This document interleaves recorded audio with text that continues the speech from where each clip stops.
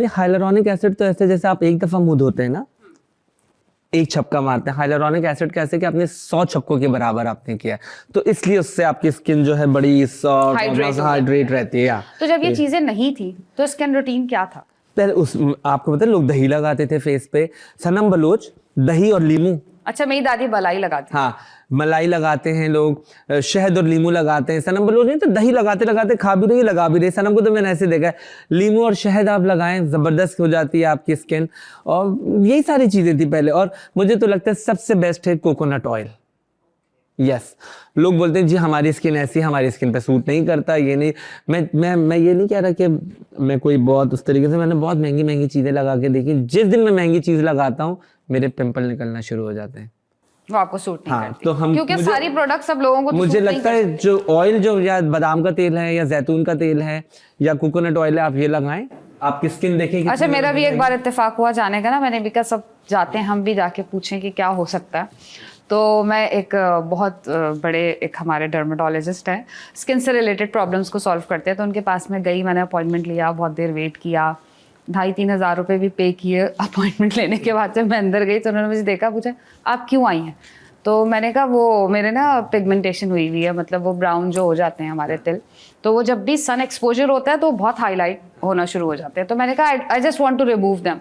बस इस काम से आई है। मैंने कहा हाँ, ये अच्छे लगते हैं, इसका फैशन है, आप चली जाएं और अपने पैसे वापस ले लें। हाँ, ये तो अच्छा। पता है क्या, सन ब्लॉक जरूर आप लगाएं, घर के अंदर भी लगाएं, लेकिन मुझे तो सन ब्लॉक से भी दाने निकलना शुरू हो जाते हैं। सही है, तो लोग कहते हैं सन ब्लॉक लगाएं, सुबह उठ के सन ब्लॉक लगाएं ताकि वो आपको अच्छा। उसके अलावा डॉक्टरों के पास आप जितना भी जाते हैं ना, ये आपको स्किन ब्राइट करने की दवाइयां देते हैं।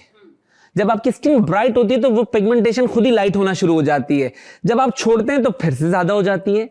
तो वो डॉक्टरों का मुझे लगता है कि वो आपको ब्राइट करने की ही देते हैं दवाइयाँ। एक और चीज़ जो बहुत ज़्यादा वाजिब ट्रेंडिंग पे जो मैं देखती हूँ कि लोग उसके पीछे पागल हैं और हर 2 दिन बाद ना वो आउट ऑफ स्टॉक हो जाती है, वो है रेटिनॉल की एक ट्यूब है जिसको लोग सैंडविच करके लगाते हैं, like moisturiser, retinol, then moisturiser. और वो इतनी डेंजरस है कि मुझे एक डॉक्टर ने बताया कि अगर लेयर उतार रही होती है, लेयर उतार रही होती है वो तो। अच्छा, मुझे समझ में कैसे समझाऊं, मुझे वो सैलून जो डील लगाते हैं, मैं बताता हूँ। मेरा एक फेशियल एक कंपनी है गिनो, बड़ा उसके महंगे फेशियल्स हैं। आपका जब मशीन चलाते हैं तो आप वो जेल, आई जेल अलग है, नेक का जेल अलग है, उसका फेस जेल अलग है। मशीन आपकी तब काम करती है। अगर आपकी कॉस्ट 10,000 रुपये या 8,000 रुपये आ रही है, आप 4,000 में कैसे कर रहे हैं? क्या प्रोडक्ट लगा रहे हैं, डील किस तरीके की लगाते हैं, मुझे नहीं समझ में आता। क्या चल रहा है मार्केट में, बिहाइंड द सीन प्रोडक्ट कुछ और है। हाँ, तो इस वजह से आपकी फिर स्किन खराब होती है। ऑफ कोर्स स्किन आपकी खराब होगी। और प्लीज जो यंग लड़कियां देख रही हैं, लड़के देख रहे हैं, लड़कों के लिए मैं ये टिप देना चाहूंगा कि जो लड़के टोपी लगा के, कैप लगा के फिरते हैं दिन भर, हेयरलाइन लॉस, तो क्या है कि बालों में पसीना आता है और बालों का पसीना सूखता नहीं, जिसकी वजह से आप बाल जड़ से निकल जाता है और फिर वो जगह चिकनी हो जाती है, आपका पोर बंद हो जाता है, फिर वहां पे नहीं निकलता। तो बालों को हवा जरूर लगने दें। और कैप लगाने वाले लोगों की ना हेयरलाइन भी बहुत जल्दी इसीलिए उड़ जाते हैं ना, तो वो बिल्कुल हेड ना पहने, अवॉइड करें। अच्छा, क्या आप इस फेवर में वो जो लोग आजकल लैशेस लगाते हैं, उससे तो अपनी टूट जाती हैं। हाँ, अपनी टूट जाती है। मुझे लगता है कि आप फॉल्स आई लैशेस लगवा लें, मेकअप कंप्लीट लगता है, आंखें प्यारी लगती है। लेकिन जो परमानेंट लगाते हैं उससे अच्छा, या तो कोई बहुत एक्सपर्ट है, बहुत अच्छी लगी हुई है।